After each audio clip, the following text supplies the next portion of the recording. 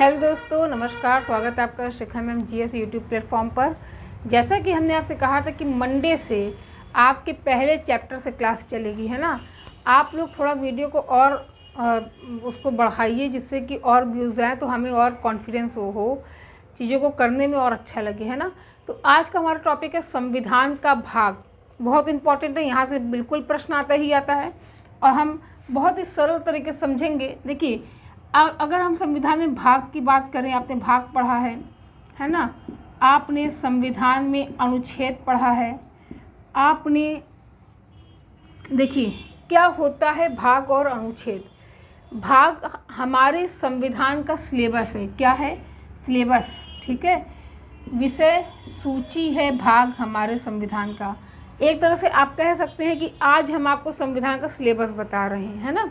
तो पूरे संविधान को 22 भागों में बांटा गया है। कितने भागों में? पूरे संविधान को 22 भागों में बांटा गया है, ठीक है। भाग के ही अंतर्गत आपको अनुच्छेदों के बारे में पढ़ना है। क्या पढ़ना है? भाग के अंतर्गत आपको अनुच्छेदों के बारे में पढ़ना है। अभी कैसे पढ़ना है अभी हम आपको बताते हैं, ठीक है। अब आगे समझिए। चलिए, तो भाग समझ गए ना क्या है। हमारे संविधान का सिलेबस है, विषय सूची है। भाग के अंतर्गत हमको क्या पढ़ना है? अनुच्छेद पढ़ना है। और जब आप संविधान की कोई भी किताब खरीदेंगे तो पहले पेज पे कंटेंट होगा। कंटेंट में 22 भागों के बारे में बताया गया है, ठीक। तो समझिएगा, मूल संविधान में पहले 2 लाइन लिखेंगे आप। मूल संविधान में 22 भाग थे, ठीक है। वर्तमान में 25 भाग है। मूल संविधान में 22 भाग थे, वर्तमान में 25 भाग हैं। कौन कौन से बढ़े हैं हम सब पे चर्चा करेंगे, ठीक है। कैसे बढ़ा है सब पे चर्चा करेंगे। कौन सा ख़त्म हुआ सब पे चर्चा करेंगे। आज हम आपको पूरा सिलेबस बता रहे हैं, कल से ही हम पहले चैप्टर से शुरुआत करेंगे। बशर्ते आप इतना चाहेंगे कि आप हमारी वीडियो को अधिक से अधिक शेयर करिए। पूरा पॉलिटी निःशुल्क रहेगा आपका, ठीक है। चलिए समझिएगा, तो भाग क्या होता है। देखिए, संविधान के निर्माण में 2 वर्ष 11 महीने 18 दिन का समय लगा। जब संविधान बन के तैयार हो गया, लगभग 60 देशों के संविधान का अध्ययन किया गया। जो बातें सही थी उसको भारतीय संविधान में रखा गया। तो भैया संविधान बहुत बड़ा बन गया तो उसको भागों में बांट दिया गया। तो कुल कितने भागों में बांटा गया? मूल संविधान में 22 भाग थे, वर्तमान में कितने भाग हैं? 25 भाग हैं, है ना। वर्तमान में कितने भाग हैं? 25 भाग हैं। अब हम एक एक भागों के बारे में जानेंगे। जैसे भाग 1। भाग 1 का संबंध है संघ एवं उसके राज्य के क्षेत्रफल से संबंधित है। क्या है? संघ एवं उसके राज्य के क्षेत्रफल से संबंधित है। इसमें हमको पढ़ना है कहाँ से कहाँ तक? अनुच्छेद 1 से लेके 4 तक के बारे में हमको पढ़ना है, ठीक है। कितना? 1 से लेके 4 तक के बारे में हमको पढ़ना है। जैसे आपने पढ़ा है कि अनुच्छेद 1 कहता है कि भारत अर्थात इंडिया राज्यों का संघ है। तो प्रश्न आता है कि भाग 1 का संबंध किससे है? तो आप कहेंगे संघ एवं उसके राज्य के क्षेत्रफल से है। भाग 1 में किस अनुच्छेद से किस अनुच्छेद तक है? तो 1 से लेकर 4 तक है, ठीक है। मान लीजिए, देखिए समझिएगा, हम अभी केवल आपको सिलेबस बता रहे हैं। इंडिया का मैप कुछ इस तरह से है ना। इंडिया का मैप कुछ इस तरह से है, ठीक। अब भारत के आसपास बहुत सारे पड़ोसी हैं, है ना। जैसे इधर आपका पाकिस्तान है। अब मान लीजिए पाकिस्तान की सरकार कह रही है कि हम पाकिस्तान का प्रवेश भारत में करना चाह रहे हैं। पाकिस्तान का प्रवेश भारत में करना चाह रहे हैं। तो भैया ये जो पाकिस्तान का प्रवेश होगा अगर भारत में, तो ये एक राज्य बनेगा। जैसे भारत में वर्तमान में 28 राज्य हैं, अगर इसका प्रवेश होता है तो 29 राज्य हो जाएंगे। ये जो प्रवेश होगा वो एक राज्य के रूप में होगा। आप ये नहीं कह सकते कि भारत की दूसरी ब्रांच पाकिस्तान, ये नहीं होगा, ठीक है। तो ये किस भाग के द्वारा किया जाएगा? 1 के द्वारा किया जाएगा। अब मान लीजिए कि भारत है ना, भारत के ही अंतर्गत के अंदर एक नया राज्य बना। राज्य का नाम है तेलंगाना। 2 जून 2014 में बना था। तेलंगाना जब बना तो 29वां राज्य था, अभी वो 28वां राज्य है। तो तेलंगाना राज्य का गठन किस भाग के द्वारा किया गया? तो 1 के द्वारा, अनुच्छेद 3, है ना। तो मतलब जो ये इस तरह की प्रतिक्रियाएं होती हैं कि बाहरियों का प्रवेश करना हो, भारत में ही किसी राज्य को बनाना हो, तो कौन सा भाग होगा? भाग 1 होगा। दोनों जगह आपको ये ध्यान रखना है कि कौन करेगा? संसद करेगा, ठीक है। कौन करेगा? संसद करेगा। इस चीज़ का आप ध्यान में रखिएगा, इस चीज़ को ध्यान में रखिएगा। कौन करेगा? संसद करेगा, ठीक। अब आगे समझिए।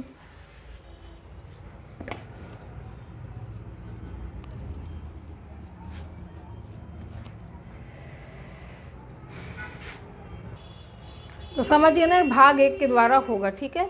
अब हम भाग 2 की बात करें। भाग 2 में क्या कहा गया है? भाग 2 में है नागरिकता। क्या है? नागरिकता, ठीक है। इसमें हमको पढ़ना है अनुच्छेद 5 से लेकर 11 तक, ठीक। कैसे भारत की नागरिकता ली जाएगी, कैसे नागरिकता ख़त्म होगी, बाहरियों के लिए क्या प्रावधान है, विदेशियों के लिए क्या प्रावधान है, इसके बारे में हम लोग पढ़ेंगे नागरिकता भाग 2 में, ठीक है। जैसे 5 प्रकार से नागरिकता ली जाती है, 6 और 3 प्रकार से ख़त्म होती है। लेने के लिए जन्म है, वंश परंपरा है, देशीकरण है, पंजीकरण है, भूमि अर्जन है, ठीक है।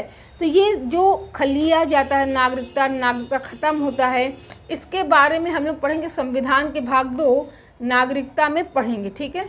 आगे समझ लीजिए। संविधान के भाग 3 में हम पढ़ेंगे मूल अधिकार। इसमें हमको पढ़ना है अनुच्छेद 12 से लेके 35 तक के बारे में हमको पढ़ना है। मूल मतलब बेसिक, मूल को इंग्लिश में कहते हैं बेसिक अधिकार। हमारे बेसिक अधिकार क्या हैं? जैसे समानता का अधिकार क्या है, स्वतंत्रता का अधिकार क्या है, शोषण के विरुद्ध अधिकार क्या है, धार्मिक स्वतंत्रता का अधिकार क्या है, शिक्षा संस्कृति का अधिकार क्या है, संवैधानिक उपचारों का अधिकार क्या है। अगर हमारे मूल अधिकारों का भैया हनन होता है तो हम हाई कोर्ट जा सकते हैं, हम सुप्रीम कोर्ट जा सकते हैं। तो इसके बारे में हम लोग पढ़ेंगे भाग 3 मूल अधिकार में, ठीक है। यहाँ से तय है कि प्रश्न बनता है, मोस्ट इम्पॉर्टेंट टॉपिक है। हर पेपर में प्रश्न आए, यहाँ तक कि यूपी पीसीएस में भी प्रश्न आए, यूपी टेट में भी प्रश्न आया है। तो ये क्लास आपके स्टेट, यूपी टेट, पटवारी और पीसीएस सभी परीक्षाओं के लिए, टीजीटी, पीजीटी सभी परीक्षाओं के लिए अति महत्वपूर्ण है, ठीक है। तो हम मूल अधिकार को पढ़ेंगे। तीसरा चैप्टर हमारा मूल अधिकार है। आगे भाग 4 राज्य के नीति निर्देशक तत्व। इसमें हम पढ़ेंगे अनुच्छेद 36 से लेके 51 तक के बारे में हमको पढ़ना है। देखिए यहाँ पे क्या कहा गया? राज्य के नीति निर्देशक तत्व, है ना। राज्य के, अभी हम लोगों ने 3 में अपने अधिकारों के बारे में पढ़ा, अब हम लोग राज्य की पॉलिसी पढ़ेंगे। आपने देखा कि चुनाव का समय था, सरकार सत्ता में आने से पहले कितने सारे वादे किए कि हम सत्ता में आएंगे तो ऐसा कर देंगे, वैसा कर देंगे। मान लीजिए कि सरकार अपने वादों को 5 वर्ष पूरा ना कर पाए तो क्या आप हाई कोर्ट, सुप्रीम कोर्ट चले जाएंगे? बिल्कुल भी नहीं, क्योंकि जो हमारा भाग 4 है यह न्यायिक प्रक्रिया नहीं है। इसका उल्लंघन होगा तो ना हम हाई कोर्ट जा सकते हैं, ना हम सुप्रीम कोर्ट जा सकते हैं, हमको न्याय नहीं मिलेगा, ठीक है। तो ये समझ लीजिएगा। अब इसके अलावा हम लोग पढ़ेंगे, लिखते चलिए। आज से मान लीजिए कि आपका सिलेबस स्टार्ट हो गया है, ठीक है। आज से जो पॉलिटी का आप लोग कह रहे थे डेली पढ़ाइए, अब स्टार्ट हो गया है। ये है अनुच्छेद 51A।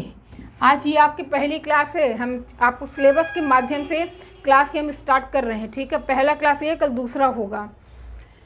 51A 4A मतलब ये पहले नहीं था, इसको बाद में जोड़ा गया है ना। पहले नहीं था, बाद में जोड़ा गया है, ठीक है। 51A मूल कर्तव्य, हमारे बेसिक कर्तव्य क्या हैं, जैसे राष्ट्रगान का सम्मान करना, राष्ट्रध्वज का सम्मान करना, शहीदों की यादों को हृदय में संजो कर रखना, पर्यावरण की सुरक्षा करना, वन्य जीवों का संरक्षण करना, ये हमारा बेसिक कर्तव्य है ना। तो इतना हमको पढ़ना है 4A तक, मतलब अनुच्छेद 1 से लेकर 51A तक तो हमको पढ़ना ही पढ़ना है। यहाँ से बहुत प्रश्न आता है। अब आगे समझिए, याद करने का तरीका समझिए। अगर आपसे पूछें कि बताइए पहले चैप्टर में आपको क्या पढ़ना है, तो आप कहेंगे क्षेत्रफल पढ़ना है। कहाँ का क्षेत्रफल? संघ एवं राज्य का क्षेत्रफल पढ़ना है। फिर हम आपसे पूछें कि दूसरा चैप्टर आपको क्या पढ़ना, तो आप कहेंगे, याद करने का तरीका है, उस क्षेत्र पे रहने वाले लोगों की नागरिकता पढ़ेंगे, है ना। उस क्षेत्र पे रहने वाले लोगों की नागरिकता पढ़ेंगे। फिर तीसरा चैप्टर, इन नागरिकों को क्या बेसिक अधिकार दिए गए हैं, इनके अधिकारों के बारे में हमको पढ़ना है। फिर चौथा चैप्टर, इन अधिकारों के प्रति राज्य की क्या पॉलिसी होगी, राज्य के नीति निर्देशक तत्व हमको पढ़ना है ना। फिर इन पॉलिसी के प्रति हमारा क्या कर्तव्य होगा, मूल कर्तव्य हम जानेंगे। एक बात अपने दिमाग में दोहरा लीजिए, पहला क्षेत्रफल, दूसरा उस क्षेत्रफल पर रहने वाले लोगों की नागरिकता, तीसरा उनके मूल अधिकार, फिर उस अधिकार के प्रति राज्य की पॉलिसी, फिर राज्य के प्रति हमारा आपका कर्तव्य। याद हुआ कि नहीं हुआ? 2-3 बार से माइंड में एक बार रिवाइज कर लीजिए तो आपको याद हो जाएगा। ठीक, चलिए स्क्रीनशॉट लीजिए फटाफट से। आज से मान लीजिए कि पॉलिटी की क्लास स्टार्ट हो गई, पहली क्लास से कल दूसरी हो गई। अभी हम आपको सिलेबस केवल समझा रहे हैं, ठीक है। चलिए 4 तक हम लोगों ने देख लिया।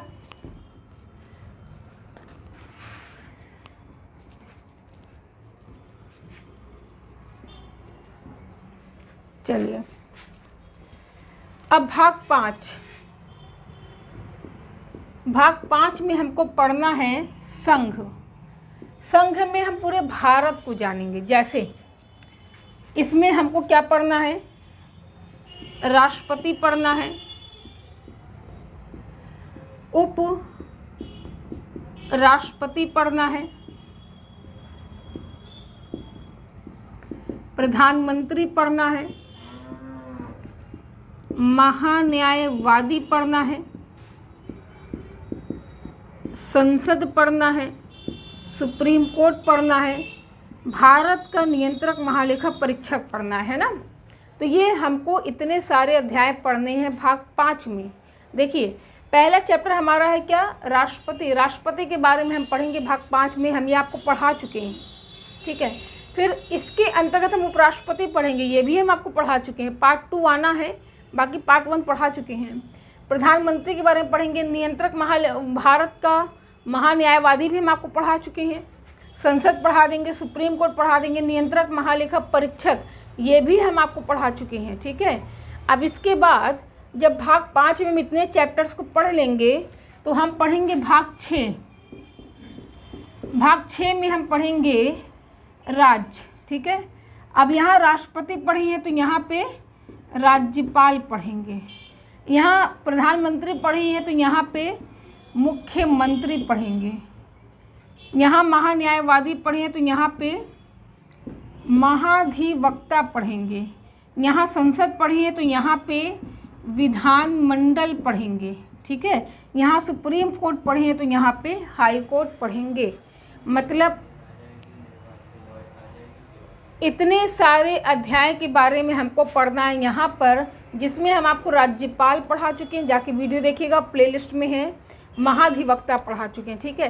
तो मतलब संघ में हम इतने अध्याय पढ़ेंगे, राज्य में हम इतने अध्याय पढ़ेंगे, ठीक। अब आगे समझिए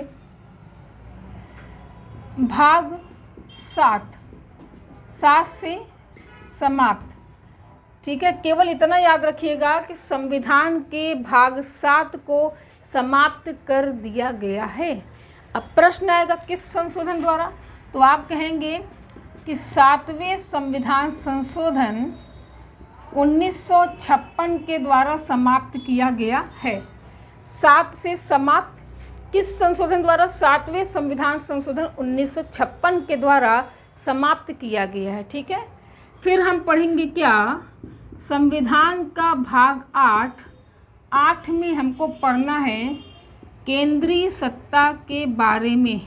केंद्रीय सत्ता मतलब केंद्र के अधीन सत्ता के बारे में हमको पढ़ना है, जैसे राष्ट्रपति, उपराष्ट्रपति, केंद्र सत्ता में हम केंद्र शासित प्रदेशों के बारे में पढ़ेंगे, जैसे दिल्ली, दमन दीव, पुडुचेरी, जम्मू कश्मीर, लद्दाख। यहाँ के प्रशासनिक कार्यों के बारे में हमको पढ़ना है भाग 8 में, ठीक है। फिर भाग 9 में हमको पढ़ना है क्या, पंचायती राज, ठीक। भाग 9A में हमको पढ़ना है नगर पालिका, मोस्ट इम्पॉर्टेंट टॉपिक है सब, ठीक है। समझ रहे हैं ना, नोट करिए, स्क्रीनशॉट लीजिए फटाफट से। देखिए हमने भारत को जाना, हमने राज्य को जाना, 7 समाप्त हो चुका है। 8 में हम केंद्र शासित प्रदेशों को जानेंगे। 9 में हम पूरी पंचायत व्यवस्था क्या उसके बारे में जानेंगे। 9A में हम नगर पालिका के बारे में जानेंगे, कहाँ नगर पालिका होता है, कहाँ नगर निगम होता है, इस पर हम चर्चा करेंगे, ठीक है। फिर से कह रहे हैं कि आज से आपकी पॉलिटी की बैच स्टार्ट हो गई। आज पहली क्लास है, कल दूसरी होगी, अब सिस्टमेटिक चलेगा, ठीक है। चलिए ये हो गया ना, अब आगे समझिए। 9B में हमको पढ़ना है सहकारी समितियों के बारे में। भाग 10 में हमको पढ़ना है जनजाति क्षेत्रों के बारे में। और भाग 11 में हमको पढ़ना है संबंध, कहाँ संबंध, केंद्र एवं राज्य के बीच संबंधों के बारे में हमको पढ़ना है, ठीक है। तो 9A सहकारी समिति भी पंचायत से ही संबंधित है। 10 जितने भी जनजाति क्षेत्र उसके बारे में पढ़ना है। 11 में हम पढ़ेंगे केंद्र और राज्य के बीच में क्या संबंध होने चाहिए उसके बारे में, ठीक है। तो ये हमारे संविधान का 22 भाग है, जिसमें हमने आपको 11 तक बताया। इसके आगे हम कल की क्लास में बताएंगे। अभी हम केवल सिलेबस पे डिस्कस कर रहे हैं। कल से आपका प्रॉपर सिलेबस कंप्लीट करने के बाद पहले चैप्टर से आपका संविधान चलेगा, ठीक है। तो चलिए वीडियो को शेयर करते रहिए। हम लोग मिलते हैं अगली क्लास में। नमस्कार।